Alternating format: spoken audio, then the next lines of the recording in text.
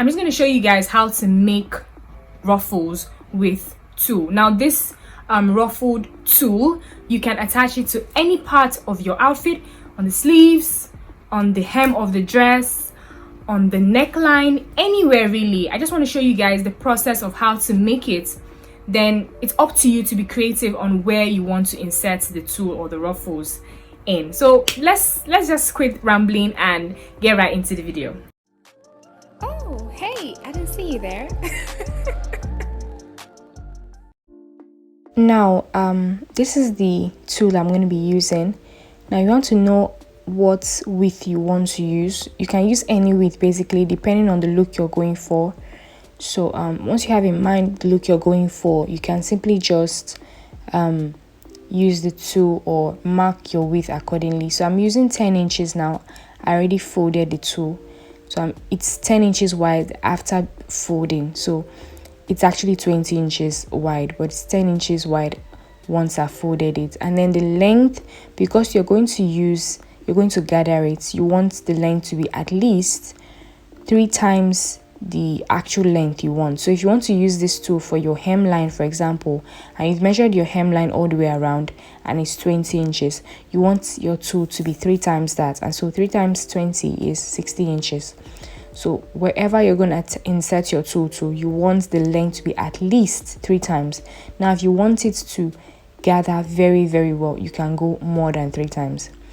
Now, once you've, cut your tool or your pieces, there are 3 ways you can actually close out the part that's open. You can either sew it like I did. You can sew it and turn it out, or you can just weave it. And alternatively, you can actually just cut it and leave it as it is. Either way, each one gives a different look from the other, so it depends on what you're going for. Now, you can put a smaller or a narrower tool on top of a wider one, just so that it gives a bit of dimension to the ruffles. So, and you also have to make sure that you're ironing it, making sure that everything is nice and neat. So once you've placed the smaller one on top of the bigger one, just go ahead and pin, at different points, and make sure that they are the same length so that it doesn't look weird at the end if one is longer than the other. So if one is longer than the other, you can always cut, the longer one to match the shorter one, just like I'm doing now.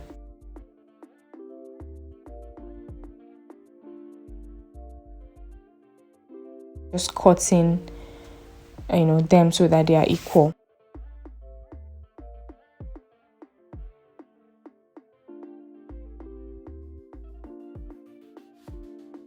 What you have to do is you have to mark the center points. Okay, now it doesn't matter whether you're using 1 or you're using 4. You can actually use as many as you want. You don't have to use only 2 on top of each other. You can use 4. It just depends on the texture that you want. So however many you're using, for the smallest one, you want to take the center point and then just mark lines all the way, along the length of the tool.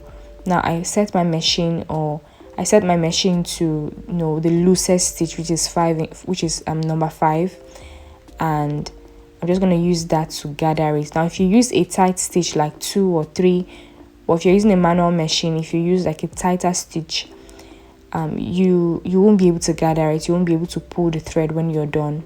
So bear that in mind.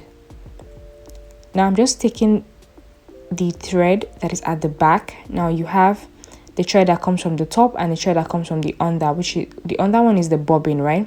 So you're taking the bobbin thread, which is the one that comes from the bottom, and that is the one you're just pulling. You're just going to pull it, and as you pull it, you're just going to use your hands or your fingers to just gather and gather and gather the tool. You can make it as compressed or as loose as you want it. Basically, it can be as tight or as loose as you want it. You can make it such that they are not too close together, or you can make it such that they are very, very close together, depending on how long the tool you cut is, and where you want to use it for.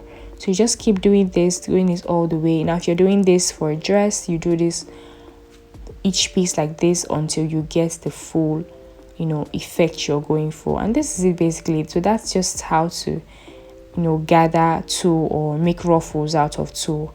It's very simple, very easy. Now you can decide to do as many of this as you want, and you can decide to put it in as many parts of your dress as you want.